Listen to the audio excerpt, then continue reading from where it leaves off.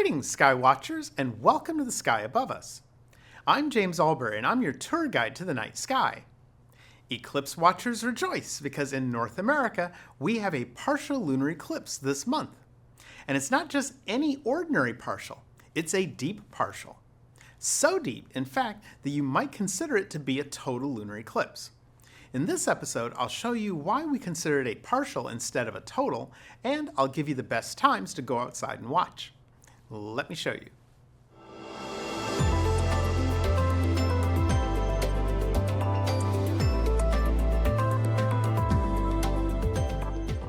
Here's how lunar eclipses work.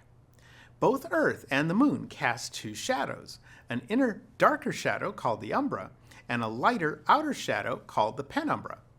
When the Moon passes through only a portion of the darker part of the shadow, the umbra, we call it a partial lunar eclipse. We will have a partial lunar eclipse on the evening of August 27th and the morning of August 28th, depending on where you live. The cool part is, the Moon will enter Earth's shadow considerably closer to the center. So much so that almost 93% of the Moon will be within the darker part of Earth's shadow. The August 2026 lunar eclipse is similar to the November 2021 lunar eclipse, in that it is what we astronomers call a deep partial lunar eclipse. The eclipse will be visible for many people on the nighttime side of Earth. Maximum eclipse for the east coast of North America will happen at 12:12 a.m. Eastern Time on the morning of Friday, August 28th. So if you're a person who likes to stay up late, this is the eclipse for you. Here's how the whole thing will play out.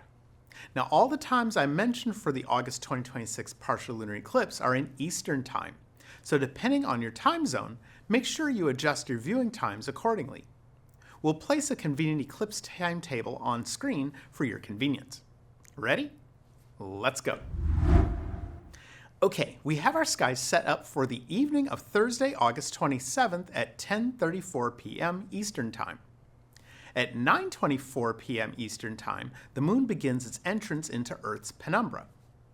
Almost an hour and a half later, at 10:30 p.m., the Moon enters the darker part of Earth's shadow, the umbra.